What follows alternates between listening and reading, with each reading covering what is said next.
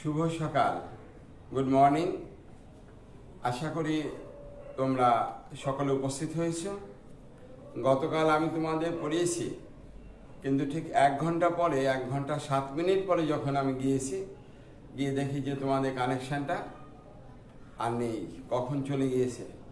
আমি খুবই দুঃখিত। গতকাল দিয়ে 3 দিন হলো। তারপর আমি আসি তোমাদের সঙ্গে, দেখি কোনোভাবে আজকে এই অবস্থা থেকে উত্তরণ করা যায় কিনা, অর্থাৎ তোমাদের ভালো মানের ভিডিও দেওয়া যায় কিনা, কোনোভাবে আপ্রাণ চেষ্টা করছি। আজকের মধ্যেই দেখি কতটুকু পারি। আর যেটা পড়বো, লেখো গতকালকের পড়াই আলোক সমানতা। একটু লিখে ফেলো। জৈব রসায়নে ক্লাস, রসায়ন জৈব রসায়ন ছিল আমাদের। তাহলে লেখো জৈব রসায়ন কততম ক্লাস মনে আছে তো? সম্ভবত এটা 5ম ক্লাস। তোমরা এটা ঠিক করে লিখে নাও, 5ম ক্লাস। আর আজকে যেটা পড়ব সেটা হলো সমানতা। সমানতা কোনটা বলো তো? আলোক সক্রিয় সমানতা। সমানতার তো অনেকগুলো আছে, তার ভিতরে যেটা পড়ব সেটা হলো আলোক সক্রিয় সমানতা। এটা পড়ব। আর আজকে তারিখ সম্ভবত 22 তারিখ। আজকে আমাদের 22/4/2020 এই তারিখের ক্লাস। যদিও ক্লাসটা গতকাল করেছিলাম। লেখো তাহলে। আজকে আর কোনো কথা নেই, দ্রুত। প্রথমে আমরা আসবো সমানতা কি, সে সম্পর্কে তোমাদের মোটামুটি ভালো একটি ধারণা ইতিমধ্যে তোমরা পেয়ে গিয়েছো। তাহলে আলোক সক্রিয় সমানতা কি? আলোক সক্রিয় সমানতা হলো আলোক সক্রিয় যৌগ বিশেষ কিছু সমানতা প্রদর্শন করে, তার নামই হলো আলোক সক্রিয় সমানতা। অনেকগুলো যৌগ আছে যাদের আণবিক সংকেত আর গাঠনিক সংকেত অভিন্ন। অভিন্ন মানে একই। আবার বলে আণবিক সংকেত এবং গাঠনিক সংকেত অভিন্ন, কিন্তু কনফিগারেশন ভিন্ন। কনফিগারেশন ভিন্ন হওয়ার কারণে, যৌগের গঠনগত ভিন্নতার কারণে তারা এক বর্ণে আলোকরশ্মির উপরে তার ঘূর্ণনে মানের উপরে একটা বিশেষ সমানতা প্রদর্শন করে। সেই সমানতাই হলো আলোক সক্রিয় সমানতা। এই সক্রিয়তার নাম কি বলতো? আলোক সক্রিয় সমানতা। তার মানে আলোক সক্রিয় সমানতা হতে হলে আলোক সক্রিয় যৌগ হতে হবে। আবার বলে আলোক সক্রিয় সমানতা হতে হলে ওই যৌগটিকে কি বলতো? আলোক সক্রিয় যৌগ হতে হবে। তাহলে আর গল্প বাড়িয়ে লাভ নেই, শুরু করি আমরা। তাহলে আলোক সক্রিয় সমানতা একটু হেডলাইন দাও, দিয়ে লেখো। কিছু কিছু যৌগ আছে তাদের আণবিক সংকেত এবং গাঠনিক সংকেত একই, কিন্তু কনফিগারেশন ভিন্ন হওয়ার কারণে বলবো কনফিগারেশন কনফরমেশন কি, ভিন্ন হওয়ার কারণে তারা এক জাতীয় সমানতা প্রদর্শন করে এক বর্ণে আলোক রশ্মির উপর ভিত্তি করে। এই সমানতাকে আমরা বলবো আলোক সক্রিয় সমানতা। তাহলে আলোক সক্রিয় সমানতায় নেই, প্রথমে আসবে আলোক সক্রিয় যৌগ কাকে বলে? Optical active compound. আলোক সক্রিয় যৌগ লেখো। আলোক সক্রিয় যৌগ যে যুগের অণুতে অন্ততপক্ষে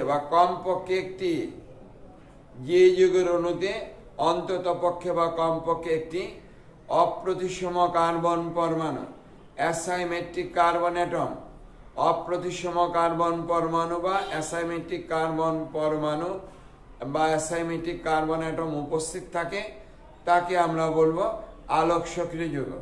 তেমন আলোক সক্রিয় যৌগ হতে হলে অবশ্যই ওই যৌগের অণুর মধ্যে অন্ততপক্ষে একটি পরমাণু হতে হবে যে হলো অপ্রতিসম কার্বন পরমাণু। স্যার, অপ্রতিসম কার্বন পরমাণু কি? লেখা হলো অপ্রতিসম কার্বন পরমাণু যদি কোনো কার্বন পরমাণুর সাথে যদি কোনো কার্বন পরমাণুর সাথে সংযুক্ত গ্রুপ বা পরমাণু চারটি একে অপর থেকে সম্পূর্ণ ভিন্ন হয়। যদি কোনো কার্বন পরমাণুর সাথে সংযুক্ত গ্রুপ বা পরমাণু চারটি একে অপর থেকে সম্পূর্ণ ভিন্ন হয়, তখন সে কার্বনকে আমরা বলবো অপ্রতিসম কার্বন পরমাণু। একটু উদাহরণ দিলে বুঝতে পারবে। যেমন মনে করো CABDE, এই যুগে সি এর সাথে চারটা গ্রুপ আছে, একটা এ, একটা বি, একটা ডি, আর একটা কত বলো তো ই। তাহলে এই কার্বনটাকে আমরা বলবো অপ্রতিসম কার্বন পরমাণু। কেমন কার্বন বলো তো? অপ্রতিসম কেমন বলো তো? সেটা হলো কার্বন পরমাণু। এটি আমাদের অ্যাসাইমেট্রিক কার্বন অ্যাটম। কারণ এই কার্বনের সাথে সংযুক্ত গ্রুপ চারটে দেখো, একটা হলো এ, একটা কি বলতো বি, একটা কি আছে বলতো সি, এই সি, ই, আর একটা কি বলতো ডি। তাহলে চারটে গ্রুপ দেখো A B E D, A B E এবং এ বি ই এবং ডি, এ বি ই এবং ডি, চারটা গ্রুপ পরস্পর থেকে ভিন্ন। এরা পরমাণু হতে পারে বা কোনো গ্রুপও হতে পারে। একটি বাস্তব উদাহরণ দেখো। যদি আমরা এভাবে লিখি CH3, CH, উপরে OH, পাশে কে বলতো COOH, এই যৌগটিতে দুটি কার্যকরী মূলক আছে।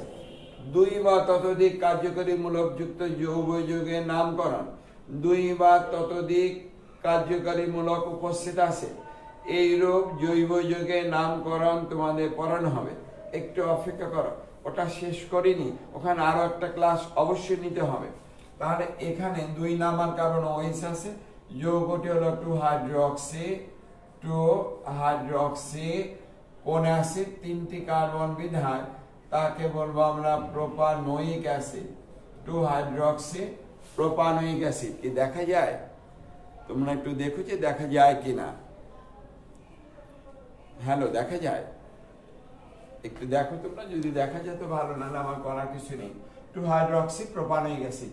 এই যুগে দেখো কার্বন পরমাণু যদি আমরা বলি COOH, 1 মন COH, এখানে আমাদের H, এখানে কত বলো তো CH3। এই যুগে এটা 1 2 3, চারটে গ্রুপ দেখো ভিন্ন, পরস্পর থেকে সম্পূর্ণ কি বলতো ভিন্ন গ্রুপ। একটা হলো COOH, একটা হলো OH, একটা H, এটা পরমাণু, এটা আমাদের CH3 গ্রুপ। তাহলে তিনটে আছে গ্রুপ, একটা আছে পরমাণু। অতএব এই কার্বনটি আমাদের কেমন কার্বন বলতো? তোমরা এখানে অ্যারো দিয়ে লেখো অপ্রতিসম কার্বন পরমাণু বা অ্যাসাইমেট্রিক কার্বন অ্যাটম। কারণ এই কার্বনের সাথে চারটে যে গ্রুপ আছে, একটা গ্রুপ হলো COOH, একটা গ্রুপ কি বলতো OH, একটা গ্রুপ কে বলতো CH3, আর একটা গ্রুপ হাইড্রোজেন। তাহলে চারটে গ্রুপ সম্পূর্ণ ভিন্ন, কারোর সঙ্গে কারো মিল নেই। অতএব ওই কার্বনকে আমরা বলবো অপ্রতিসম কার্বন পরমাণু। মনে রেখো, একই যৌগের অণুতে এক বা একাধিক অপ্রতিসম কার্বন পরমাণুর উপস্থিতি থাকতে পারে। এখানে আমি একটা উদাহরণ দিয়েছি যে যুগের অণুতে মাত্র একটি অপ্রতিসম কার্বন পরমাণু। কিন্তু যদি আমি আরো উদাহরণ দিতাম, টার্টারিক অ্যাসিডকে বলা হতো সেখানে দুটি অপ্রতিসম কার্বন পরমাণু উপস্থিত থাকে। আরো অন্যান্য অ্যাসিড আছে সেখানে দুইয়ের অধিক অপ্রতিসম কার্বন পরমাণু উপস্থিত থাকে। তাহলে নিশ্চয়ই তোমরা বুঝতে পেরেছো অপ্রতিসম কার্বন পরমাণু কাকে বলে।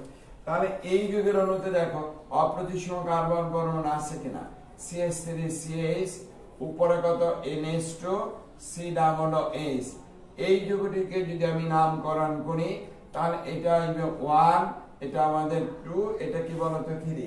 যৌগটি আসবে 2 নাম্বার কারণে অ্যামিনো গ্রুপ আছে, 2 অ্যামিনো প্রোপানোয়িক অ্যাসিড।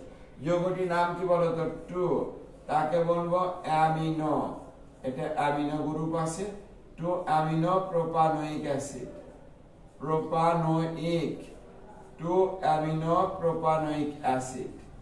তাহলে এটা আমাদের কেমন অ্যাসিড বলতো? 2 অ্যামিনো প্রোপানোয়িক অ্যাসিড।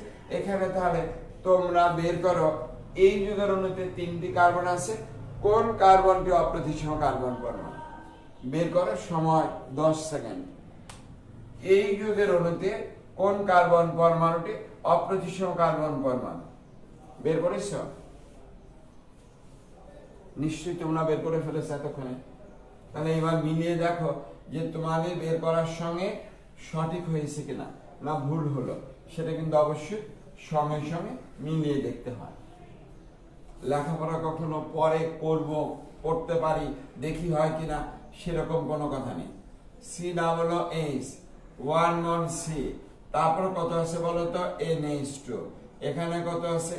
H, আর এখানে কত আছে? CH3।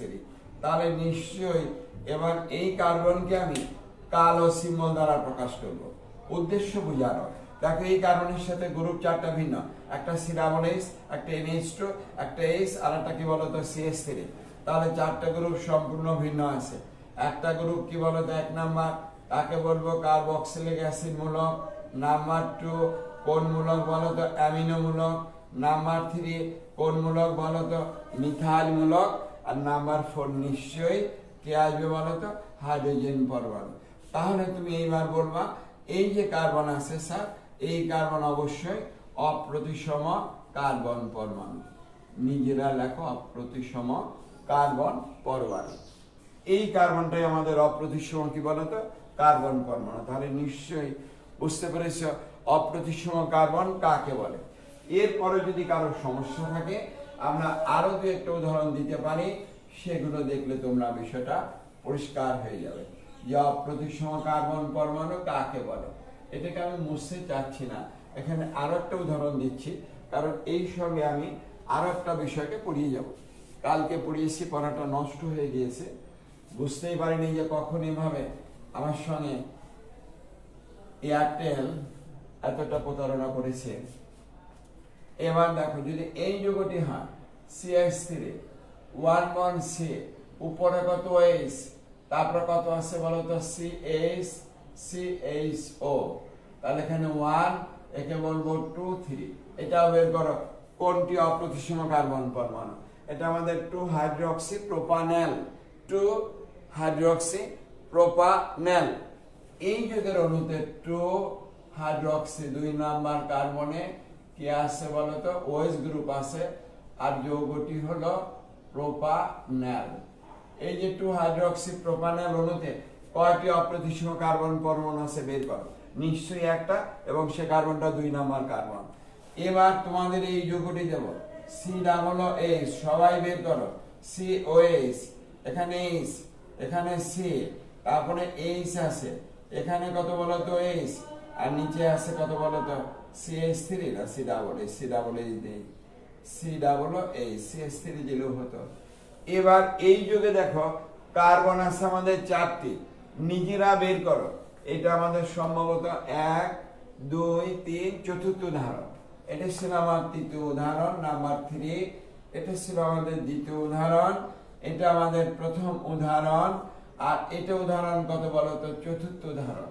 তাহলে চতুর্থ উদাহরণে বের করো যে এই যুগের অণুতে অপ্রতিসম কার্বন পরমাণু কোনটি, অথবা কোনটি, এবং কয়টি আছে? একটা আছে না একাধিক আছে? একটু বের করো, সময় 10 সেকেন্ড। যেহেতু আমি গাঠনিক ভাবে লিখে দিয়েছি, বের করা হয়েছে? কয়টা বলো? একটা নেই, আছে? দুটো বলো কয়টা আছে? তাহলে দুটি আছে। কোন দুটো দেখো? এটা অপ্রতিসম কার্বন, এটা অপ্রতিসম কার্বন। যদি সংখ্যায়িত করি 1 2 3 4, 4টি কার্বন, তার ভিতরে 2 এবং 3 নং কার্বন অপ্রতিসম কার্বন পরমাণু। 2 এবং 3 নং কার্বন কি বলতো? অপ্রতিসম কার্বন পরমাণু। কারণ এই 2 নং কার্বনের সাথে কার্বন 2, তার সাথে যে 4টে গ্রুপ দেখো কোনটা কোনটা আছে। একটা হলো COOH 1 1 কত বলতো? H, একটা আছে H, আর এই টোটালটা মিলে একটা টোটাল মানে কিরকম বলতো? COH, তার সঙ্গে H, তারপরে আবার কত বলতো? COOH। এই টোটালটা মিলে একটা গ্রুপ, অথবা তাকে CH OH COOH লিখতে পারতে। এইচটাকে ভিতরে নিয়ে সি ডাবল এইচ লিখতে পারো, সমস্যা নেই। তাহলে 4টে গ্রুপ কি বলতো ভিন্ন, 2 নং কার্বনের সাথে। আবার 3 নম্বর কার্বনের সাথে দেখো সেখানেও একই গ্রুপ, একটা কি বলতো সি ডাবল এইচ, নিজেরা করো, আমি করব কেন। একটা কত বলতো এই যে সি ডাবল এইচ, একটা কি বলতো ও এইচ বা এইচ যাই দাও ও এইচ, আর একটা কি বলতো এইচ, আর বাকি 4 নাম্বার যেটা আছে 4 নাম্বার সেটা নিজেরা করো। 4 নাম্বার মানে এই টোটাল গ্রুপটা, এই টোটাল গ্রুপটা হবে কয় নাম্বার গ্রুপ বলতো 4 নাম্বার গ্রুপ। ওই গ্রুপটাকে আমরা বলবো সি এইচ, তার সঙ্গে O H, C double H. তাহলে এই যৌগের অণুতে কয়টি আছে বলতো, 2টি অপ্রতিসম কার্বন পরমাণু উপস্থিত আছে। কি লিখেছ? এইবার এই অপ্রতিসম কার্বন পরমাণু থাকলে যৌগটি হবে অপটিক্যাল অ্যাক্টিভ বা আলোক সক্রিয় যৌগ। সে এক বনে আলোক রশ্মিকে তার গতিপথ থেকে ডানে বা বামে ঘুরিয়ে দিবে। নতুন একটি শব্দ এলো এক বনে আলোক রশ্মি। তবে তার আগে কাইরাল কার্বন কাকে বলে লিখে নাও। কাইরাল কার্বন বা কাইরাল কেন্দ্র, চিরাল সেন্টার, কাইরাল কার্বন লিখেছ? ভালো করে শোনো। অপ্রতিসম কার্বন পরমাণুধারী যৌগের, আবার বলে অপ্রতিসম কার্বন পরমাণুধারী যৌগের কেন্দ্রীয় অপ্রতিসম কার্বন পরমাণুকে কাইরাল কার্বন বলা হয়। আবার বলে অপ্রতিসম কার্বন পরমাণুধারী যৌগের কেন্দ্রীয় অপ্রতিসম কার্বন পরমাণুকে কাইরাল কার্বন বলা হয়। তবে নিশ্চয়ই এটাকে তোমরা এখন কাইরাল কার্বন বলবা। সিএবিটি যৌগের ক্ষেত্রে প্রথম উদাহরণ যদি বলি, একটি কাল্পনিক উদাহরণ, এই অপ্রতিসম কার্বন পরমাণুটাকে এখন তোমরা লিখে নাও এটাই কাইরাল কার্বন। এই অপ্রতিসম কার্বন পরমাণু, সেখানে তুমি লিখে নিবা কি বলতো কাইরাল কার্বন। এটা কাইরাল কার্বন, একাধিক কাইরাল কার্বন আছে সেটা লিখে নাও কাইরাল কার্বন, একটু লিখে নাও। বা এই যৌগ, যে কোনো যৌগ লিখে, বা এই যৌগ 2 অ্যামিনো প্রোপানোইক অ্যাসিড, তার কাইরাল কার্বন হবে 2 নং কার্বনটি। কয় নং কার্বন বলো তো? এই কার্বনটিকে লিখে নাও কোন কার্বন বলো তো? কাইরাল কার্বন বা কাইরাল কেন্দ্র। তাহলে এটা নিজেরা করো। 2 অ্যামিনো প্রোপানোইক অ্যাসিডের কাইরাল কার্বনকে দেখিয়ে দাও। এই যে লেখা আছে এর পাশে লেখো কাইরাল কার্বন। এর ক্ষেত্রে 2 হাইড্রোক্সি প্রোপানল, তার কাইরাল কেন্দ্র লেখো। তাহলে CHO 1 বন্ড C, OH এখানে, এখানে কত বলতো হাইড্রোজেন, তারপরে নিচে কত বলতো CH3। তাহলে এই কার্বনটি হলো আমাদের, যাকে আমরা তারকা চিহ্ন দ্বারা প্রকাশ করব, তাকে বলবো কি বলতো কাইরাল কেন্দ্র বা কাইরাল কার্বন। কাইরাল কেন্দ্র বা কাইরাল কার্বন। এখানে কয়টা আছে? 2টো।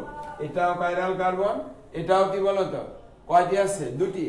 এটাও কাইরাল কার্বন, এটাও কি বলতো কাইরাল কার্বন। কেন্দ্রীয় অপ্রতিসম কার্বন পরমাণু। এটা একাধিকও থাকতে পারে, একাধিকও থাকতে পারে, নিশ্চয়ই কাইরাল কার্বন। এই কাইরাল কার্বন আসারকে আমরা বলেছিলাম এক বর্ণীয় আলোক রশ্মি। লেখো তাহলে মনোক্রোমেটিক লাইট বা এক বর্ণীয় আলোক রশ্মি বা এক সমতলীয় আলো। একটু দ্রুত লিখবা, গতকাল পড়িয়েছিলাম ওই পড়া আবার পড়াতে হচ্ছে। লেখো এক বর্ণীয় আলোক রশ্মি, monochromatic light, plane polarised light, সমতলীয় আলো বা এক সমতলীয় আলো। ভালো করে শোনো, যে আলোটা আমরা দেখি, যে দেখছি দৃশ্যমান আলো, এটা কি দৃশ্যমান আলো? তার ভিন্ন ভিন্ন তরঙ্গ আছে। বেনিয়া সহকলা ভিবজিওর আমরা প্রত্যেকেই জানি ভিন্ন ভিন্ন তরঙ্গ দৈর্ঘ্য যুক্ত। একে যদি আমি কি করি, একটা নিকল প্রিজম তার ভিতরে পরিচালনা করি, তাহলে সেটা সাকনির মতো কাজ করে। সে ভিন্ন ভিন্ন তরঙ্গ দৈর্ঘ্যের আলোগুলিকে মিনিমাইজ করে একটি মাত্র তরঙ্গ দৈর্ঘ্য যুক্ত আলোয় পরিবর্তিত করে। একটি মাত্র তরঙ্গ দৈর্ঘ্য যুক্ত আলোয় পরিবর্তিত করে। ওই যে একটি মাত্র তরঙ্গ যুক্ত আলো, তাকে আমরা বলবো একবর্ণী আলোক রশ্মি। কি বুঝতে পেরেছ? একবর্ণী আলোক রশ্মি কাকে বলে? একটি মাত্র তলে স্পন্দিত হয়, এইরূপ আলোককে আমরা বলবো একবর্ণীয় কি বলো আলোক রশ্মি। লেখো তাহলে মনোক্রোমেটিক লাইট বা একবর্ণীয় আলোক রশ্মি। তোমরা নিশ্চয়ই বইতে পড়েছো, দেখেছো কিভাবে আলো চলে যায় নিকেল প্রিজমের ভিতর দিয়ে, আবার সেখান থেকে আলোটা বেরিয়ে যায়, বহুবর্ণীয় আলো থেকে পরিবর্তিত হয়ে তারা একবর্ণীয় আলোতে চলে যায়। আর ওই একবর্ণীয় আলোটা কিন্তু দেখা যায় না, দৃশ্যমান না, কিন্তু যদি আমি 15 মিটার টিউবের মধ্যে দেখি তাহলে সে একবর্ণীয় আলোকে দেখা যায়। অর্থাৎ 15 মিটার টিউবের ভিতর দিয়ে আমরা একবর্ণীয় আলোক রশ্মিকে দেখতে পাবো। একটু দেখো কিভাবে আমরা দেখাই একবর্ণীয় আলোটা। এইটা আমাদের একটা নিকল প্রিজম, এভাবে আছে, এভাবে প্রিজমটাকে আঁকা হলো।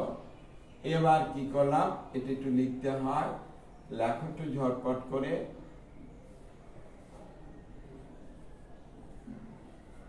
বা নিকল প্রিজমও লিখতে পারো, বুঝছো, নিকল প্রিজম বলে, ক দিয়ে লেখো। এবার এখান থেকে যে আলোটা আসবে দৃশ্যমান আলো, তার ভিন্ন ভিন্ন কি আছে বলতো, তরঙ্গ দৈর্ঘ্য আছে। এই আলোটার তরঙ্গ দৈর্ঘ্য মনে করে এইরূপ, এর তরঙ্গ দৈর্ঘ্য এইরূপ, এর তরঙ্গ দৈর্ঘ্য এইরূপ। কিন্তু যখনই এই প্রান্ত দ্বারা বেরিয়ে যাবে তখন এখানে কিন্তু তার অবশ্যই বহুবর্ণীয় আলোক রশ্মি, সে আলোটা ভিন্ন ভিন্ন তরঙ্গ দৈর্ঘ্যে বহুবর্ণীয় কি বলতো আলো বা বহুবর্ণীয় আলোক রশ্মি, সে যখন এখানে চলে যাবে তাহলে এই বহুবর্ণটা একটা মাত্র বর্ণে পরিবর্তিত হয়ে গেল, তাকে বলবো একবর্ণীয় আলো। এই একবর্ণীয় আলোকে যদি আমরা এখানে একটা কাকে রাখতাম, সেলকে রাখতাম, যে সেলের ভিতরে জৈব যৌগ আছে, এটাকে আমরা বলবো সেল। উপরে ক্লাসে গুলো প্র্যাকটিক্যাল করবা স্পেকট্রোফটোমিটারের সাহায্যে, তাকে সেল বলবো। এর ভিতরে জৈব উপাদান থাকবে, এখান থেকে বেরিয়ে যাবে, আর ওদিকে আমরা 15 মিটার টিউব দ্বারা সেটাকে কি বলতো দেখতে পাবো। এখানে 15 মিটার টিউব আছে, ইত্যাদি ইত্যাদি, সেগুলো নিয়ে আর এখানে আলোচনা আসবো না, বুঝছো, কারণ যতটা মৌলিক বিষয় আলোচনা করা যায়। এভাবে 15 মিটার টিউব, ওখানে চোখ আছে, চোখ দিয়ে আমরা তাকে কি বড় টিউব ইত্যাদি ইত্যাদি, এটা অত আর রাখলাম না, এখান থেকে তাকে আমরা কি বলতো দেখতে পাবো। এই যে আমরা দেখতে পেলাম কাকে বলতো একবর্ণীয় আলোটাকে, এখানে জৈব নমুনা রাখা হয়। অতটুকুন পরে আমরা আসি, তাহলে বহুবর্ণীয় আলো নিকেল প্রিজম তার ভিতরে যাবে, গেলেই কি হয়ে যাবে, একবর্ণীয় আলোতে পরিবর্তিত হয়ে যাবে। এই একবর্ণীয় আলোকে যদি আমরা আলোক সক্রিয় কোন যৌগের ভিতরে পরিচালনা করি, আবার বলি একবর্ণীয় আলোক রশ্মিকে যদি আমরা আলোক সক্রিয় কোন যৌগের ভিতরে পরিচালনা করি, তাহলে একবর্ণীয় আলো তার গতিপথ থেকে ডানে অথবা বামে, ডানে অথবা কি বামে কি হয়ে যাবে বলতো, বেঁকে যাবে, ঘুরে যাবে, পরিবর্তিত হয়ে যাবে, রোটেশন হয়ে যাবে। একে আমরা বলবো আলোক সক্রিয় যৌগ। এই যে একবর্ণীয় আলোক রশ্মিকে তার গতিপথ থেকে ডানে বা বামে ঘুরিয়ে দিতে সক্ষম বা ঘুরিয়ে দিতে পারে, এই যৌগটি হলো আলোক সক্রিয় যৌগ, অপটিক্যাল অ্যাক্টিভ কম্পাউন্ড। যদি ডানে ঘুরায় তাকে বলবো ডানাবর্ত ঘূর্ণনযুক্ত যৌগ, আর সামগ্রিক ঘূর্ণন যদি বামে হয় তাকে বলবো বামাবর্ত ঘূর্ণনযুক্ত যৌগ। লেখো ডানাবর্ত ঘূর্ণন, ডেক্সট্রো রোটেটারি, ডানাবর্ত ঘূর্ণনযুক্ত যৌগ, ডেক্সট্রো রোটেটারি। লিখেছ ডানাবর্ত ঘূর্ণনযুক্ত যৌগ। লেখো আলোক সক্রিয় যৌগ যারা একবর্ণীয় আলোক রশ্মিকে, আবার বলে আলোক সক্রিয় যৌগ যারা একবর্ণীয় আলোক রশ্মিকে ডান দিকে ঘুরিয়ে থাকে। আলোক সক্রিয় যৌগ যারা একবর্ণীয় আলোক রশ্মিকে ডান দিকে ঘুরিয়ে থাকে তাদেরকে ডানাবর্ত ঘূর্ণনযুক্ত যৌগ বলা হয়। তাদের কি বলে বলতো, ডানাবর্ত ঘূর্ণনযুক্ত যৌগ বলা হয়।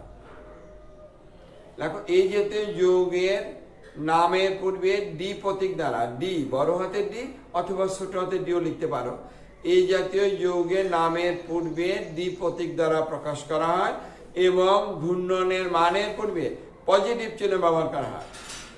এই জাতীয় যৌগের নামের পূর্বে ডি প্রতীক দ্বারা প্রকাশ করা হয় এবং ঘূর্ণনের মানের পূর্বে পজিটিভ চিহ্ন দ্বারা কি বলতো প্রকাশ করা হয়। লিখেছ?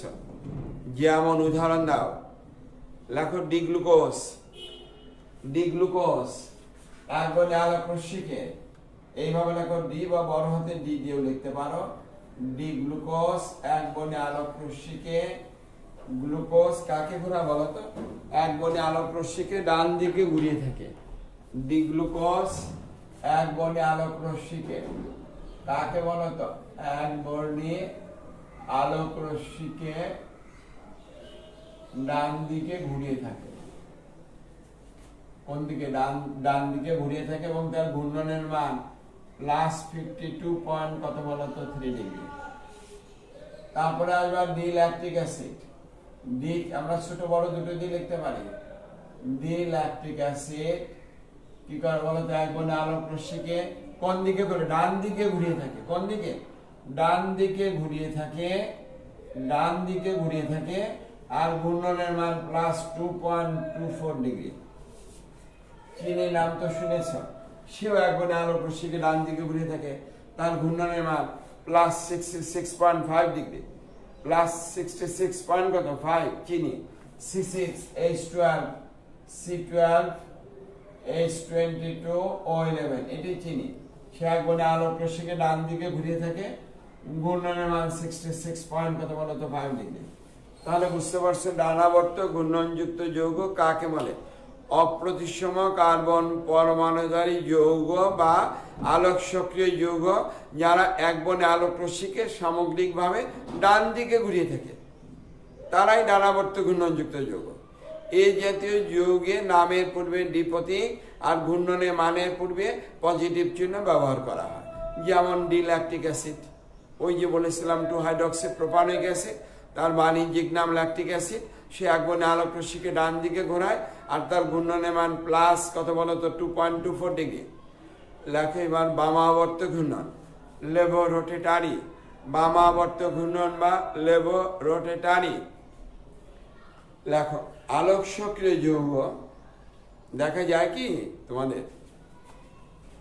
দেখা যায় তো? দেখা যায় তোমাদের? আলোক সক্রিয় যৌগ যারা এক বনে আলোক রশ্মিকে বাম দিকে ঘুরিয়ে থাকে, এবার কোন দিকে বলতো? বাম দিকে ঘুরিয়ে থাকে, তাদেরকে বলবো কি বলতো? বামাবর্ত ঘূর্ণনযুক্ত যৌগ। এই জাতীয় যৌগের নামের পূর্বে এল প্রতীক দ্বারা প্রকাশ করা। এল লেভো রোটেটারি, লেভো থেকে এল, এবং ঘূর্ণনে মানের পূর্বে ঋণাত্মক চিহ্ন বা নেগেটিভ সিম্বল ব্যবহার করা হয়।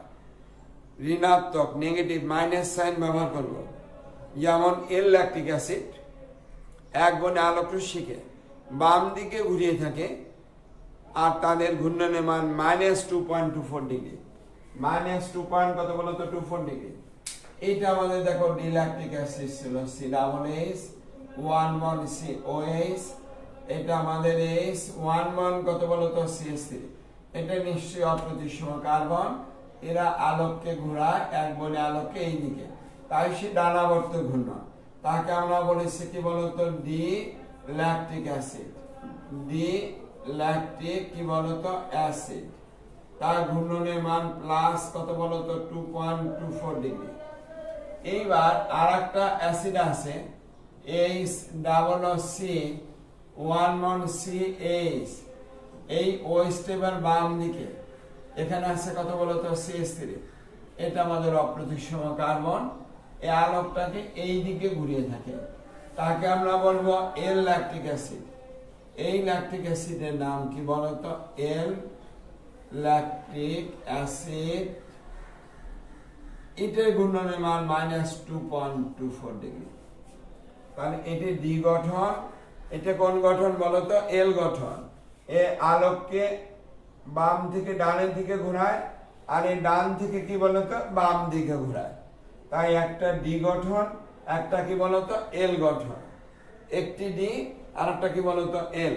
তাহলে ডানাবর্ত ঘূর্ণন আর বামাবর্ত ঘূর্ণন বুঝতে পেরেছো? ফ্রুক্টোজ, ওই যে গ্লুকোজ ফ্রুক্টোজ পড়েছো, গ্লুকোজ ডান দিকে ঘোরায়, ফ্রুক্টোজ এক বনে আলোক রশ্মিকে বাম দিকে ঘুরিয়ে থাকে আর তার ঘূর্ণনের মান -92.2 ডিগ্রি। -92.2 ডিগ্রি কোণে ফ্রুক্টোজ এক বনে আলোক রশ্মিকে বাম দিকে ঘুরিয়ে থাকে, মাইনাস মানে কি বলতো বামাবর্ত ঘূর্ণন ফ্রুক্টোজের ক্ষেত্রে C6H12O6 জানো গ্লুকোজ ফ্রুক্টোজ একই আণবিক সংকেত কিন্তু গাঠনিক সংকেত ভিন্ন। গ্লুকোজ হলো অ্যালডোজ অ্যালডিহাইড মূলক আছে, ফ্রুক্টোজ হলো কিটোজ কিটোমূলক আছে। তাদের ঘূর্ণন একটা ডি গঠন একটা এল গঠন, গ্লুকোজটা ডি গঠন তাই তাকে ডি গ্লুকোজ বলি বা ডেক্সট্রোজ। দেখবা গ্লুকোজের প্যাকেটের উপর লেখা ডেক্সট্রোজ। আর ফ্রুক্টোজটাকে আমরা বলি লেভোস, তার ঘূর্ণনের মান -92.2 ডিগ্রি। বুঝতে পেরেছো? এইবার দেখো দর্পণ প্রতিবিম্ব, মিরর ইমেজ, দর্পণ প্রতিবিম্ব।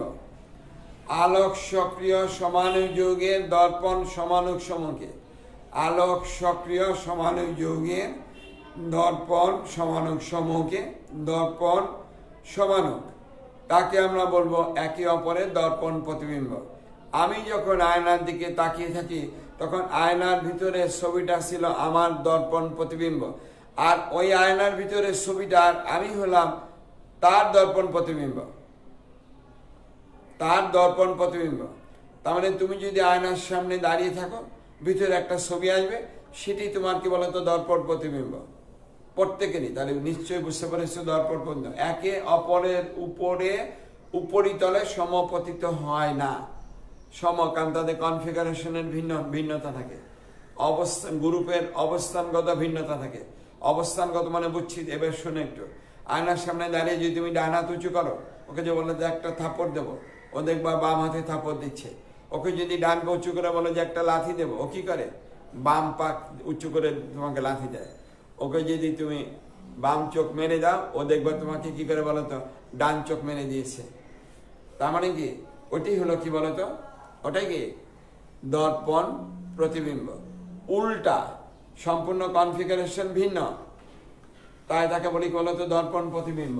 এই যে আমি লিখেছি এটাকে আমি তুলিনি, এটি দিয়ে বুঝাবো বিদায় দর্পণ প্রতিবিম্ব। এখানে একটা দর্পণ রেখেছি, এটি আমার কি বলতো দর্পণ লিখে দিলাম। এটা কি বলতো মিরর বা দর্পণ। এবার ডি ল্যাকটিক অ্যাসিড আর এল ল্যাকটিক অ্যাসিড একে অপরে কি বলতো দর্পণ প্রতিবিম্ব। ডি আর এল, ডিটা যতটুকু বামে ডানে ঘোরাবে, এলটা ততটুকু বামে ঘোরাবে। দেখো এর হলো ডান দিকে ওয়েস, আর এর ওয়েসটা কি বলতো বাম দিকে। এর হলো ডান দিকে ওয়েস, এ কি বলতো বাম দিকে। এরকম এই যে বৃদ্ধাঙ্গুলটা দেখো, বৃদ্ধাঙ্গুল এই হাতে কোন দিকে বামে, এটা কোন দিক, এটা বামে, এটা কি বলতো ডানে, এভাবে দিয়েছি। এটা হলো দর্পণ প্রতিবিম্ব। হাতকে যদি তুমি এভাবে দেখো, হাতকে এভাবে রাখলে দেখা যায় যে বৃদ্ধাঙ্গুলটা কোন দিকে, এর বৃদ্ধাঙ্গুলটা কোন দিকে। কারণ তার মানে কনফিগারেশন ভিন্ন, অবস্থান ভিন্ন। এর অবস্থান আছে ওয়েস্টটা ডান দিকে, এর অবস্থান কি বলতো ওয়েস্টটা কোন দিকে বাম দিকে। বেশি জারিত গ্রুপ থেকে অপেক্ষাকৃত কম জারিত গ্রুপের দিকে আলোকটা ঘোরে, তাই কার্বক্সিলিক অ্যাসিড মূলক বেশি জারিত গ্রুপ, ওএস কম জারিত গ্রুপ, এর ঘূর্ণনটা এই দিকে। আর এর ঘূর্ণনটা কোন দিকে বলতো বেশি জারিত গ্রুপ থেকে কম জারিত গ্রুপ, অর্থাৎ বাম থেকে ডান দিকে।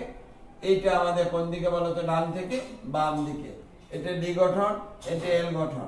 তাহলে আমি যদি বলতাম ফিগার 1.1, একে ফিগার দিয়ে লিখতাম ফিগার 1.1 আর ফিগার কত বলতো 1.2, একে অপরের দর্পণ প্রতিবিম্ব, একে অপরের দর্পণ প্রতিবিম্ব।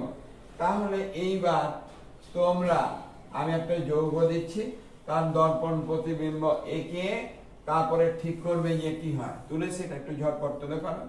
আমরা একটা যৌগ দেব, তার কি করবো বলতো দর্পণ প্রতিবিম্ব এঁকে তোমরা দেখাবে একটা ডি গঠন একটা এল গঠন।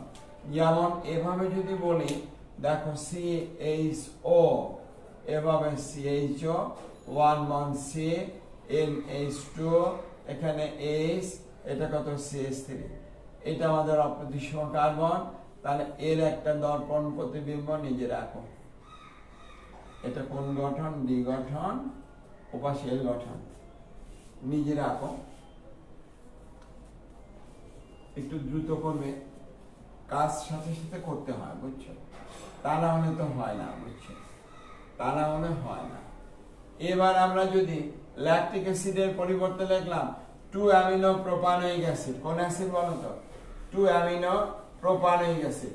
এখন আর ল্যাকটিক অ্যাসিড নেই, এখন যৌগটি হয়ে যাবে 2 amino propanoic acid. 2 amino propanoic acid, এখানে NH2 দিলেই যৌগটি হয়ে যাবে 2 অ্যামিনো প্রোপানোয়িক অ্যাসিড। আগে ছিল OH, তার পরিবর্তে NH2। এবার তোমরা এর এল গঠনকে আঁকো।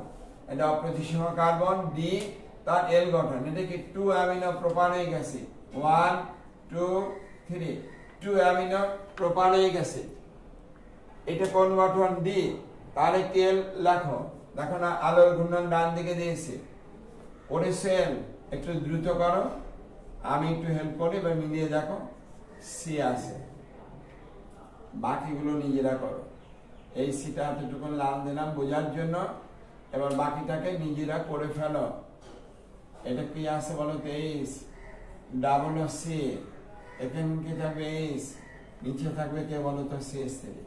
এটা যদি ডি গঠনকে লেখো, তাহলে এই গঠনটাকে লিখবা কোনটা বলো তো, 2 অ্যামিনো প্রোপানোয়িক অ্যাসিডের এল গঠন। একটি ডি গঠন, আর একটাকে বলবো এল গঠন। এটা নিশ্চয়ই ডানাবর্তক ঘূর্ণন হবে প্লাস ভি, এটা হবে বামাবর্তক ঘূর্ণন, সামগ্রিক ঘূর্ণন হবে বাম দিকে। তাহলে ডানাবর্তক ঘূর্ণন নিশ্চয়ই বুঝতে পেরেছো। বামাবর্তক ঘূর্ণন কাকে বলে বুঝতে পেরেছো। দর্পণ প্রতিবিম্ব কাকে বলে বুঝতে পেরেছো, ঠিক তো। এইবার দেখো, এইবার আমরা এখন ভিতরে যেতে পারি। আমাদের মৌলিক বেসিক যেটা তৈরি করার দরকার ওটা আমাদের হয়েছে। এখন আমরা পড়ার ভিতরে চলে যাব। এটুক সব যে আলোচনা করলাম সবই আলোক সক্রিয় সমানতার বেসিক মূল ভিত্তিটা। এরপর আমরা লেখো, যৌগের অণুতে একটি মাত্র অপ্রতিসম কার্বন পরমাণু উপস্থিত। যৌগের অণুতে একটি মাত্র অপ্রতিসম কার্বন পরমাণু উপস্থিত। Compound containing 1 asymmetric carbon atom. যৌগের অণুতে একটি মাত্র অপ্রতিসম কার্বন পরমাণু উপস্থিত আছে। কোলনটায় আন্ডারলাইন করো, করেছ? তারপর লেখো নিচে। আমরা কিন্তু বলেছিলাম আলোক শক্তি সমানতা ভালো করে পড়তে হবে। কলেজ খোলা পরে কিন্তু সময় আমরা খুব কম পাবো, ফলে এই ভিডিওগুলি আমরা ইউটিউবে দেবো। দেখে দেখে তোমরা সব পড়ে নেবে, সব যে করেই হোক করবো। দেখো না কালকে হয়নি, দেখ পড়েছি ক্লাস, আবার এই ক্লাস করে দিচ্ছি। তার মানে আমি কতটা প্রতিজ্ঞাবদ্ধ। লিখেছ? এবার লেখো, যৌগের অণুতে যদি, এখন থেকে খুব মনোযোগ সহকারে শুনে যেটুকু পড়াবো। যৌগের অণুতে যদি একটি মাত্র অপ্রতিসম কার্বন পরমাণু উপস্থিত থাকে, একটি মাত্র অপ্রতিসম কার্বন পরমাণু উপস্থিত থাকে, তবে সেক্ষেত্রে সম্ভাব্য আলোক সক্রিয় সমাণুকের সংখ্যা মাত্র দুটি। একটি ডি গঠন এবং অপরটি তার দর্পণ প্রতিবিম্ব এল গঠন। আবার বলি, অণুতে একটি মাত্র অপ্রতিসম কার্বন পরমাণু আছে, তাহলে সেক্ষেত্রে ওই যৌগ দ্বারা সম্ভাব্য আলোক সক্রিয় সমাণুকের সংখ্যা কয়টি বলতো? মাত্র দুটি। একটি ডি গঠন, অপরটা কি বলতো? এল গঠন। একটি ডি, অপরটা কি বলতো? এল। যেমন তাহলে তোমরা এবার নিজেরা করবে, আমি একটাও করতে চাই না, কারণ এগুলো তোমরা করেছো। CH উপরে কত বলতো? H, এখানে C double H, 2 hydroxy propanoic acid, 2 hydroxy propanoic acid. এই যৌগের অণুতে একটি অপ্রতিসম কার্বন পরমাণু আছে। কোনটা বলতো? এটা। অতএব তার সমাণু দুটো লিখে ফেলো। এবার নাম্বার 2, যদি এভাবে লিখতে হয় CH3, CH উপরে কত? NH2, C double H, 2 amino propanoic acid, একটা মাত্র অপ্রতিসম কার্বন আছে। কোনটা বলতো? এটা। তার সম্ভাব্য সমাণু লিখে ফেলো। তারপরে লেখো CH3, 1 CH উপরে OH, CHO, 2 হাইড্রক্সি প্রোপানল, সেটা আমাদের অপ্রতিসম কার্বন। এটা এই যৌগের অণুতে এখানে 1 2 3, এখানে 1 2 3, এখানে 1 2 কি বলতো? 3। এর সম্ভাব্য সমাণু। আমি যে কোনো যৌগ হোক, তার অণুতে যদি একটি মাত্র অপ্রতিসম কার্বন পরমাণু থেকে তাহলে ওই যৌগ দ্বারা সম্ভব সমন্বয়কের সংখ্যা কয়টি দাঁড়াবে বলতো? মাত্র একটি। একটি ডি গঠন, একটি এল গঠন। এই সম্পর্কে আমরা পূর্বেই আলোচনা করে আসছি। পূর্বেই কি বলতো আলোচনা করে আসছি। যে কোনো একটা লেখো, যে কোনো একটা লেখা। তাহলে আমরা যদি এভাবে লিখি C double H 1 C O H, এখানে আমাদের এইচ 1 কত বলতো CH3। এটা যদি ডি গঠন হয় তাহলে এর দর্পণ প্রতিবিম্ব একটা, তাকে বলবো এল গঠন। এল গঠনটাকে আমরা কালো কালিতে দেখে দিই। CH উপরে যদি বলি এইচ ডাবল কি বলতো সি, নিচে আসবে কত বলতো CH3। এটা ডি গঠন, একে বলবো এল গঠন। একটা ডি আর একটাকে বলবো এল। একটি ডি আর একটাকে কি বলবো বলতো? এল বলবো। লেখা হয়েছে ডি ল্যাকটিক অ্যাসিড, নিজেরা লেখো। একটা L lactic acid, D lactic acid, আর একে বলবো এল ল্যাকটিক অ্যাসিড। এটা প্লাস 2.24 ডিগ্রি মাইনাস 2.24 ডিগ্রি লেখা হয়েছে। এইবার বাকিগুলো তোমরা পারবে, যত যৌগ হোক, এক্সারসাইজ অনেক দেওয়া হয়েছে, সেগুলো দেখবে। এইবার লেখো এনানসিওমার। এনানসিওমার লিখেছ?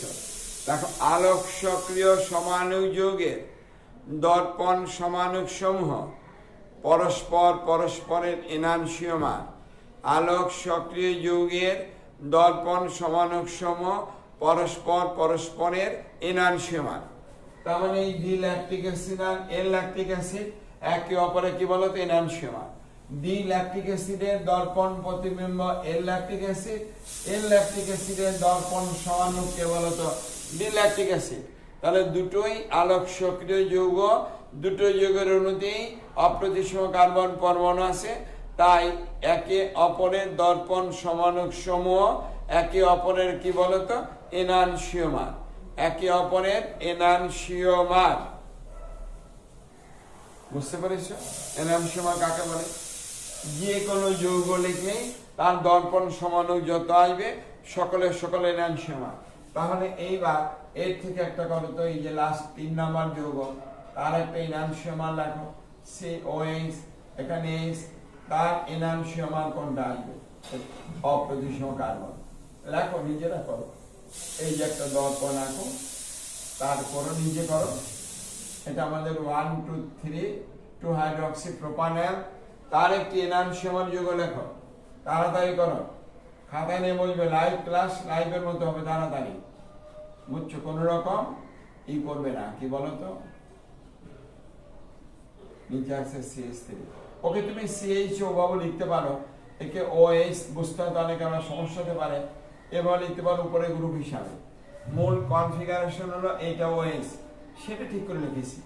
অতএব ওটা না হলেও চলবে। এটা ডানাবর্ত ঘূর্ণন, এটা কি বলতো? বামাবর্ত ঘূর্ণন। এটা ডি গঠন, একে বলবো কোন গঠন বলতো? এল গঠন। এটা আমাদের ডি গঠন। অতএব একে অপরে কি বলতো? এনানসিওমার। তার মানে ফিগার 1 পয়েন্ট কত বলতো? 1.1 এবং ফিগার 1.2 একে অপরে এনানসিওমার। একে অপরে কি বলতো? এনানসিওমার। কঠিন হচ্ছে নাকি? না। লেখো রেসিমিক মিশ্রণ। আমি তো প্রত্যেকটা পয়েন্ট আলাদা আলাদা ধরে ধাপে ধাপে এগিয়ে যাচ্ছি। রেসিমিক মিশ্রণ, একটু তাড়াতাড়ি লিখবো। রেসিমিক মিক্সচার অথবা রেসিমিক মিশ্রণ। লেখো আলোক সক্রিয় সমাণু যৌগের সমমোলার, আলোক সক্রিয় সমাণু যৌগের সমমোলার বা সম অনুপাতের মিশ্রণ। অনুপাতটা অবশ্যই মোলার অনুপাত। আমরা বলেছি যে কোনো পরিমাপের একক হবে মোল। মোল ছাড়া কোনো কথা নেই। মোল ছাড়া অন্য কিছু বুঝি না। কেজি, টন, হন্দর, শের এগুলো বুঝি না, বুঝি মোল। তাহলে যে কোনো আলোক সক্রিয় যৌগের, কোন যৌগের? এনানসিওমার যৌগের।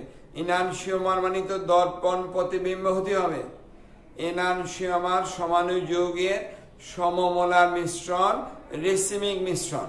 তার মানে এই যে আমরা ডি ল্যাকটিক অ্যাসিড আর এল ল্যাকটিক অ্যাসিড দিয়েছি, এই ডি যদি কোন একটি মিশ্রণের মধ্যে ডি ল্যাকটিক অ্যাসিড যত মোল থাকে এল ল্যাকটিক অ্যাসিডও তত মোল উপস্থিত থাকে, তখন আমরা এই মিশ্রণটাকে বলবো একটি রেসিমিক মিশ্রণ বা রেসিমিক মিক্সচার। আবার বলি ডি ল্যাকটিক অ্যাসিডে যত মোল আছে ঠিক ঠিক ঠিক তত মোল আছে কি বলতো এল ল্যাকটিক অ্যাসিড। তাহলে ওই মোলার সমমোলার অনুপাতের ডি ল্যাকটিক অ্যাসিড এবং এল ল্যাকটিক অ্যাসিডের মিশ্রণটি তাকেই বলবো আমরা রেসিমিক মিক্সচার বা রেসিমিক মিশ্রণ। অবশ্যই কিন্তু এটা একটা আলোক নিষ্ক্রিয় হবে, কারণ ডি যতটুকু ডান দিকে ঘুরিয়েছে এল ঘুরিয়েছে ততটুকু কি বলতো বাম দিকে, তাই এটা সামগ্রিক ঘূর্ণন কি হবে বলতো শূন্য হয়ে যাবে।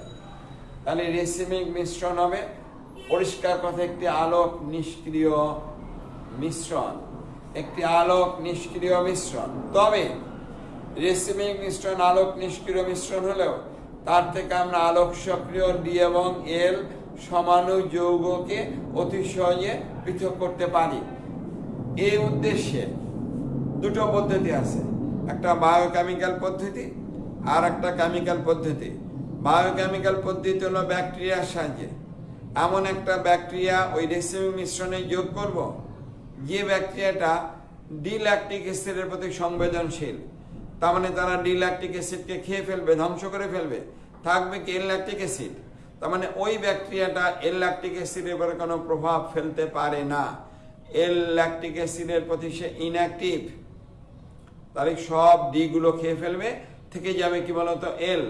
অথবা তার বিপরীত হতে পারে, এমন একটি ব্যাকটেরিয়া দিয়েছি যারা সব এল গুলিকে খেয়ে ফেলে, থাকবে কি বলতো ডি।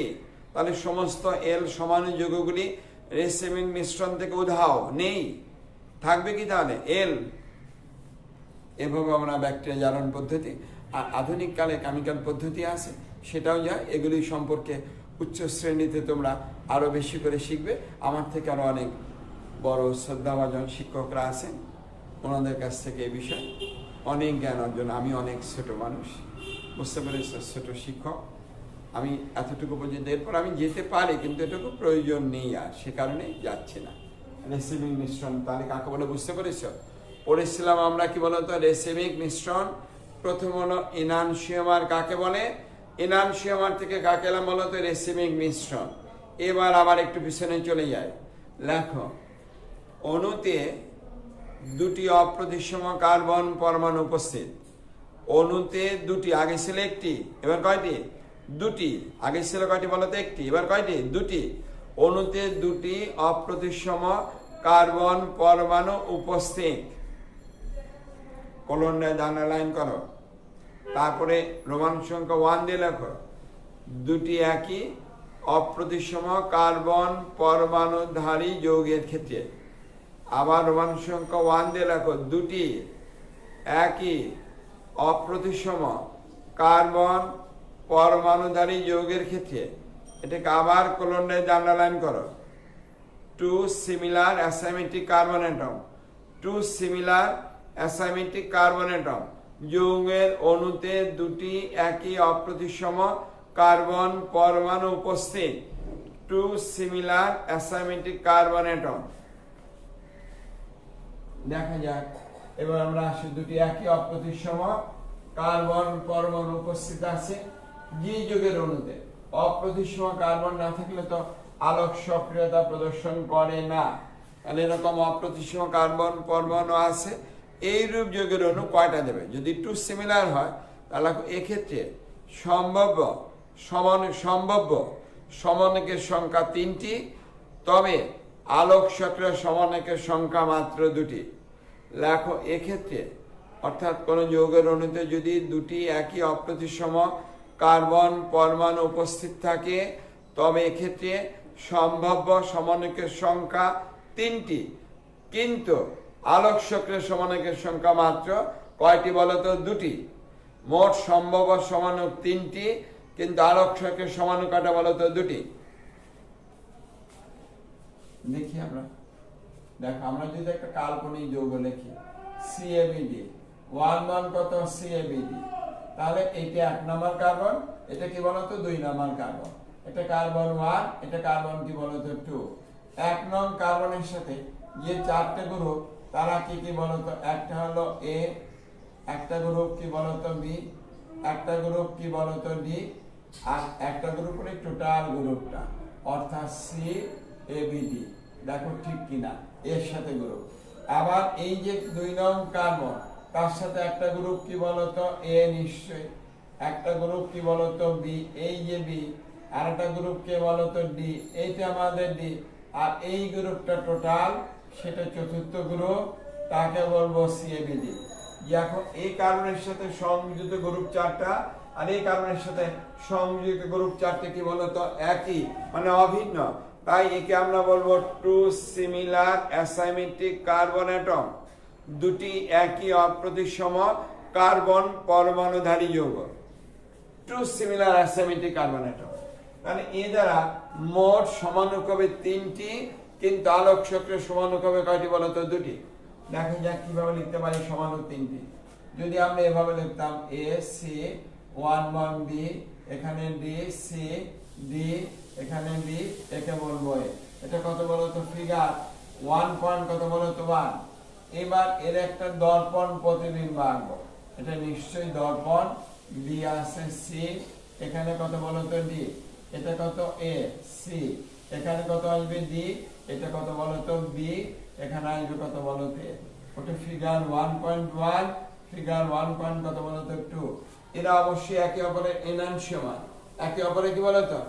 এনানসীয়মান, কারণ দর্পণ সমানু। এটা 1, এটা কি বলতো? 2, এনানসীয়মান। আর একটা সমানক আসবে, এটাও সমানক, কিন্তু বি, এখানে কত বলতো? ডি। এই গঠনটা দেখো, আমি যে কোনো একটাকে চেঞ্জ করব। এটাকে যদি কোন দিকে নেই বলতো? বামে। আর বিটাকে যদি ডানে নেই, এখানে যদি এ আসে, তাহলে কি হয় বলতো? এমন একটি গঠন হয় যার প্রতিসম তল থাকে, সমান 2 ভাগে ভাগ করতে পারি। একে বলবো প্লেন অফ সিমেট্রি, প্রতিসম তল, সমান 2 ভাগে ভাগ করা যায়। আমাকে সমান 2 ভাগে ভাগ করা যায়, এটাকে বলবো প্রতিসম তল। তাহলে এই অংশে আলোটা যেদিকে ঘুরবে, মনে করো এ থেকে বি, বেশি জারিত গ্রুপ থেকে কম জারিত গ্রুপের দিকে, তাহলে এ থেকে বি এর দিকে ঘুরবে, নিচের অংশ ঘুরবে এই দিকে। তাহলে উপরের অংশে আলোর ঘূর্ণনের মান, উপরের অংশে আলোর ঘূর্ণনের মান আর নিচের অংশে আলোর ঘূর্ণনের মান এক, কিন্তু দিক ভিন্ন। কিন্তু কি ভিন্ন বলতো? দিক ভিন্ন। তাই সামগ্রিক ঘূর্ণনের মান 0 হয়ে যায়। আর এই গঠনের নামকে আমরা বলবো কোন গঠন বলতো? মেসো গঠন। তার নাম মেসো গঠন। একটা ডি, একে যদি আমি ডি বলতাম, ডি গঠন। এটা হতো কোনটা বলতো? এল গঠন। দুটোই আলোক সক্রিয়, এইটা আলোক নিষ্ক্রিয়, তাকে বলবো মেসো গঠন। তাহলে যদি কোন একটা যৌগের অণুতে 2টি একই অপ্রতিসম কার্বন পরমাণু থাকে, তাহলে ওই যৌগ দ্বারা সম্ভাব্য সমানকের সংখ্যা মোট 3টি, আলোক চক্রের সমানুক হবে 2টি, একটা ডি, একটা এল, আর একটা কোন গঠন বলতো? মেসো গঠন। এবার আমরা এই উদাহরণটাকে আমরা মুছে ফেলে একটি বাস্তব উদাহরণ দেওয়ার চেষ্টা করব। বাস্তব যৌগের ক্ষেত্রে এটা একটু তুলে নাও। এটা ডি, একটা এল, এরাও কিন্তু আবার এসিড মিশ্রণ হবে। ফিগার 1.1 এবং 1.2 যৌগের সমমোলার মিশ্রণ। কি মিশ্রণ হবে? রিসিভিং মিশ্রণ। আর ওটি হলো মেসো গঠন। মুছে ফেললাম 2টি একই অপ্রতিসম কার্বন পরমাণুধারী যৌগের কাল্পনিক উদাহরণ। এটা কেমন উদাহরণ? কাল্পনিক। এবার আমরা বাস্তব উদাহরণ দেওয়ার চেষ্টা করব। কোন উদাহরণ বলতো? বাস্তব উদাহরণ। টার্টারিক অ্যাসিড নাম শুনেছ? তেঁতুলে থাকে। কি থাকে বলতো? তেঁতুল নাম শুনলেই তো আমাদের জিভে জল চলে আসে, বুঝতে পেরেছ? ওই তেঁতুলে ভদ্রলোক টার্টারিক অ্যাসিডের উপস্থিতি থাকে। ওর সংকেত যদি আমরা দেখি, দেখো, এটা হলো tartaric acid, COOH 1,1CH OH (4) একে যদি একটু গাঠনিক ভাবে লিখি, তাহলে COOH OH দুটো আছে, OH একটা OH, আবার CH, এখানে কত বলতো? OH, কারণ OH তো দুটো, তারপর কত আছে বলতো? COOH। দেখো, এই কার্বনের অপ্রতিসম কার্বন, এটা অপ্রতিসম কার্বন, এর সাথে 4টা গ্রুপ আর এর সাথে সংযুক্ত 4টা গ্রুপ একই, নিজেরা বের করে ফেলো। এর সাথে সংযুক্ত 4টে গ্রুপ নিজে বের করো, সময় 20 সেকেন্ড। আর এই কার্বনের সাথে সংযুক্ত গ্রুপ নিজে বের করো। কার্বনকে সংখ্যায়িত করলো 1 2 3, 1 2, এটাকে বলবো 3, এখানে আসবো 4, 2 এবং 3 নং কার্বন, 2 নং এবং 3 নং কার্বন অপ্রতিসম কার্বন। তার সঙ্গে দেখাও সংযুক্ত গ্রুপ 4টি একই, নিজেরা করো। কার্বন 2, প্রথম কার্বনের সাথে 2 নং কার্বন, তার সাথে 4টে গ্রুপ কি কি? একটা COOH, একটা গ্রুপ কি OH, একটা গ্রুপ কি H, আর এই টোটালটা মিলে একটা গ্রুপ করে। এই টোটালটা মিলে, এই যে টোটালটা মিলে ভদ্রলোক একটা গ্রুপ। বুঝতে কষ্ট হবে কেন? এটা CHOH, তারপর কত COOH। ওর ক্ষেত্রেও তাই থাকবে। কার্বন এটা 1 নং কার্বন নাকি 2 নং কার্বন? 2 নং কার্বন, এটা 2 নং। আর এটা কত বলো তো? 3 নং কার্বন। তার সাথে ওই একই গ্রুপ রাখো, একটা COOH, একটা OH, একটা H, আর টোটাল এই গ্রুপকে যোগ করলে ওটাই হবে। একটু ঝটপট করে ফেলো। একটা COOH, এগুলো তো শিখতে হবে। যে কোনো পড়ায় যা শিখবো ভালো করে শিখবো, শিখবো না একদম শিখবো না। এটি বিজ্ঞান শিক্ষার মূল কথা। যা শিখবো সেটাকে ভালো করে শিখবো, এটি আমি শিখাই আমার ছাত্রছাত্রী, আমার নিজের ছেলে মেয়ে ওভাবে শিখিয়েছি ওদেরকে, ছোটবেলা থেকে শিখে দাও। যা শিখবে ভালো করে, ভালো করে শিখবে। দেখিস শিখবো না শিখবো না, আমি নিজেও যা পড়বো ভালো করে পড়বো না, পড়বো না। একটা উপন্যাস যখন পড়ি একদম ভালো করে পড়ি, একটা সিনেমা দেখি যখন ভালো করে মনোযোগ দিয়ে, কোনো রকম না, কখন কি ঘটেছে সব বলে দিতে পারি। এবার লিখিস। এবার এর দ্বারা সম্ভব সমান করে নিজেরা মুছে ফেলি না, থাকো গ্রুপটা যেটা একই যুগে লেখা হচ্ছে, সে সম্ভব সমান লেখো, নিজেদের দায়িত্ব দিলাম লেখো। ডি লেখো, এল গঠন আর একটা মেসো গঠন আসবে, সেটা আমরা পূর্বেই বলেছি। COOH নিজে দেখো, তোমরা আমার সাথে সাথে, সে কারণে তো লাইফে থাকার একটা তাৎপর্যটা আমার সঙ্গে সঙ্গে তোমরাও করে ফেলবে। এটি ডি গঠন, এর দর্পণ করবা, এলটা নিজেরা লেখো। কি আসবে বলো তো? HCC 1CHOH 1CH, এখানে দেখবো OH, এখানে COOH, অর্থাৎ H ডাবল কত বলো তো? C। তাহলে এটা যদি ডি টার্টারিক অ্যাসিড হয়, একে বলবো এল টার্টারিক অ্যাসিড। ডি কি বলো তো? টার্টারিক অ্যাসিড বলবো, আর একে বলবো এল টার্টারিক কি বলো তো? অ্যাসিড। আর একটা আসবে মেসো গঠন, লেখো COOH 1COH H, 1 2 নং কার্বন, ঠিক আছে। 3 নং কার্বনের OH কে ডানে না, OH কে বামে, তাহলে OH কে ডানে, H কে কি বলো তো? বামে, COOH। তাহলে এটাই হলো প্রতিসম তল, যাকে আমরা সমান দুটি ভাগে ভাগ করতে পারি। এই প্রতিসম তলের উপরের অংশে আলোর ঘূর্ণনের মান আর নিচের অংশে আলোর ঘূর্ণনের মান এক, কিন্তু দিক কি বলতো? ভিন্ন। তাই সামগ্রিক তারা ঘূর্ণনের মান 0 হয়। এটা অপ্রতিসম কার্বন, এটা অপ্রতিসম কার্বন। এখন বলবা স্যার আপনি দুটোকে যদি পাল্টায়, দুটোকে পাল্টালে যেটা হবে, এখন এইটাকে ঠিক রেখে যদি উপরেরটা পাল্টাই, তখন এরই দর্পণ প্রতিবিম্ব হবে, তাহলে একই গঠন হবে। তখন একটু উল্টা দিতে হবে, আলোর ঘূর্ণনটা উল্টা দিতে হবে। তখন OH আসবে এইদিকে, এখানে OH, এখানে যাবে H। নিজেরা করে নাও, একই গঠন। সেটা কোন গঠন বলতো? মেসো গঠন আসবে। এই গঠনটা কোন গঠন বলতো? মেসো গঠন। তাহলে সম্ভাব্য সমানুক্ষয় কয়টি বলতো? 3টি। আলোক চক্রের সমানুক কত বলতো? 2টি। আর আলোক সম্প্রিয় নয়, সে গঠনটা হলো আলোক নিষ্ক্রিয়, মেসো গঠন। আসলে সক্রিয় হলো সামগ্রিক কি বলতো? নিষ্ক্রিয়। মেসো থেকে কিন্তু ডি এবং এল কে পৃথক করা যায় না, রেসিমিক থেকে পৃথক করা যায়, কিন্তু মেসো থেকে পৃথক করা যায় না, কারণ মেসো যুগ তো একই যুগের হলো, একটা যৌগ তার শুধু প্রতিসম তল প্লেন অফ সিমেট্রি থাকার কারণে এই ধরনের ঘটনা ঘটেছে। উপরের অর্ধাংশ আলো যেভাবে ডান দিকে ঘুরিয়েছে বা বাম দিকে ঘুরিয়েছে, নিচের অর্ধাংশ ঠিক তার বিপরীত দিকে সমান মানে আলোককে ঘুরিয়েছে। লেখো মেসো গঠন কাকে বলে? মেসো গঠন লেখো, দুটি একই অপ্রতিসম কার্বন পরমাণুধারী যৌগের ক্ষেত্রে এমন একটি সমাণু পাওয়া যায় যার প্রতিসমতল উপস্থিত থাকে। এই যে প্রতিসমতল উপস্থিত আছে এবং এই প্রতিসমতলের উপরের অর্ধাংশ আলোর ঘূর্ণনের মান আর নিচের অর্ধাংশ আলোর ঘূর্ণনের মান এক, কিন্তু দিক কি বলতো? সম্পূর্ণ ভিন্ন। ফলে যৌগটি সামগ্রিকভাবে আলোক নিষ্ক্রিয় হয়।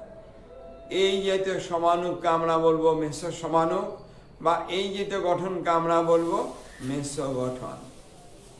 আবার বলি, দুটি একই অপ্রতিসম কার্বন পরমাণুধারী যৌগের ক্ষেত্রে two similar asymmetric carbon atom, compound containing two similar asymmetric carbon atom, তার ক্ষেত্রে আমরা এমন একটি সমাণুক পাবো যার প্রতিসমতল উপস্থিত আছে, আর এই প্রতিসমতলের উপরের অর্ধাংশ আলোর ঘূর্ণনের মান এবং নিচের অর্ধাংশ আলোর ঘূর্ণনের মান এক, কিন্তু দিক কি বলতো? ভিন্ন।